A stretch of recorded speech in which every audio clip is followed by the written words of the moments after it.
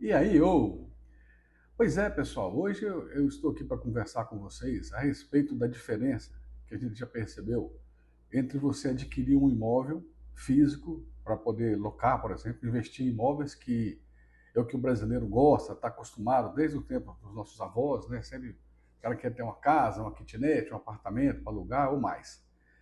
Pessoal, eu estou olhando agora, eu estive em Goiânia agora recentemente, estava olhando um apartamento para comprar lá, certo? E quem mora em cidade grande sabe disso, a dificuldade que é para você comprar um imóvel. É muito difícil, são muitos para você escolher, tem prédio de todo tamanho, tem prédio alto, baixo, pequeno, tem vários bairros, tem que olhar seu apartamento, ele é de frente para o sol da manhã, de frente para o sol da tarde, se tem vaga na garagem, o andar do apartamento, tudo isso aí influencia no valor do imóvel, né? Se você comprar um imóvel barato, longe, é difícil de alugar, depois é difícil de vender. Um local bem, um imóvel bem localizado, costuma ser mais caro também.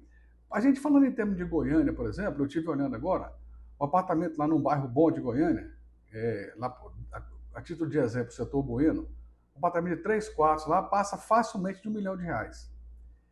E para vocês terem uma noção, o que acontece? Eu estive olhando uns menores, se fosse para a gente alugar, comprar um apartamento pequeno, 2 quartos, só para pensar em investimento.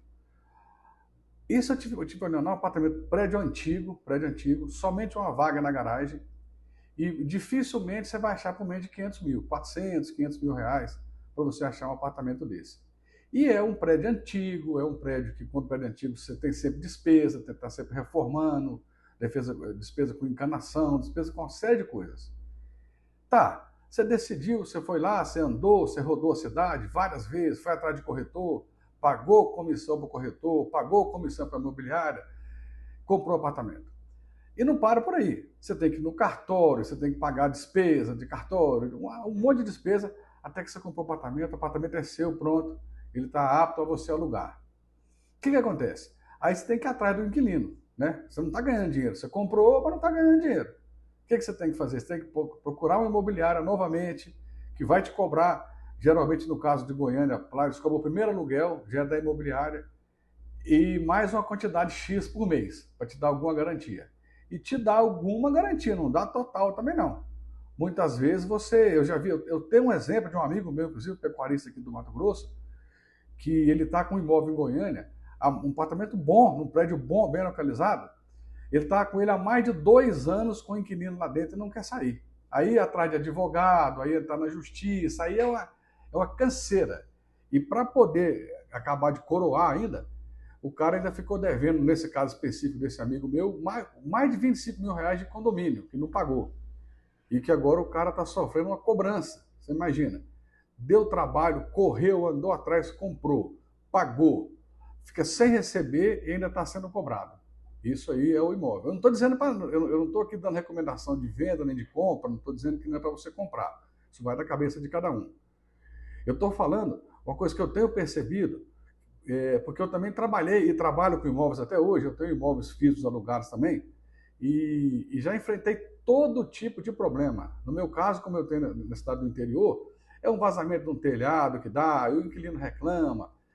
No caso, voltando ao apartamento de Goiânia, às vezes fica fechado, você tem que ficar pagando o condomínio porque ele está fechado. Às vezes o inquilino sai e não pinta, você tem que pintar. Olha, não é brincadeira.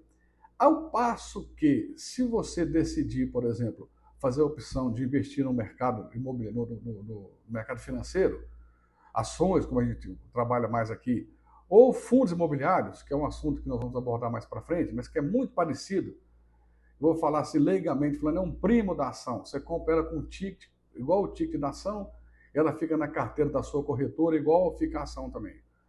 Depois nós vamos explicar mais em detalhes a respeito disso, para quem tiver interesse pode pesquisar também, que você tem fundos imobiliários de vários segmentos. A gente fala fundo de tijolo. Tem outros tipos, mas vamos falar só nos até o fundo de tijolo aqui. Que eles têm shopping center, eles têm lajes corporativas, eles têm hospitais, galpões logísticos, uma série de coisas. E como que funciona? Você compra uma cota desse fundo, uma cota desse fundo. E esse fundo ele tem que distribuir 95% do que ele recebe. Ele recebe mensal.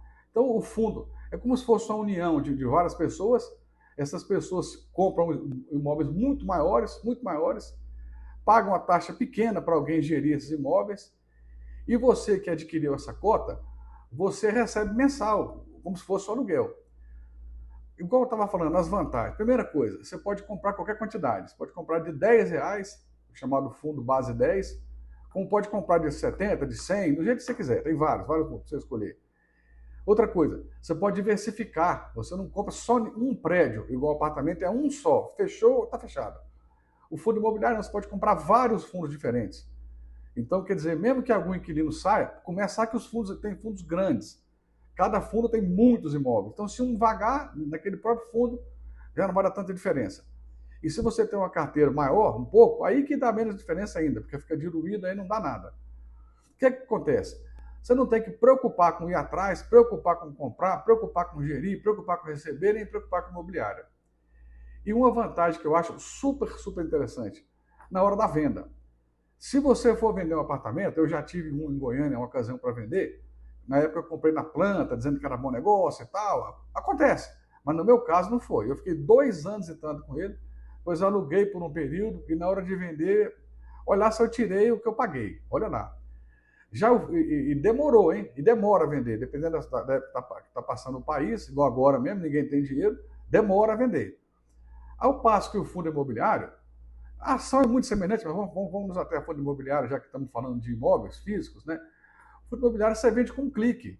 Se você comprar um fundo grande, um fundo que tem liquidez, você aperta um botão hoje e 2 dias o dinheiro está na sua conta. Então você não tem que ir atrás, você não tem que ir atrás de corretor, não tem que fazer nada. Você tem que só apertar o botão e vender.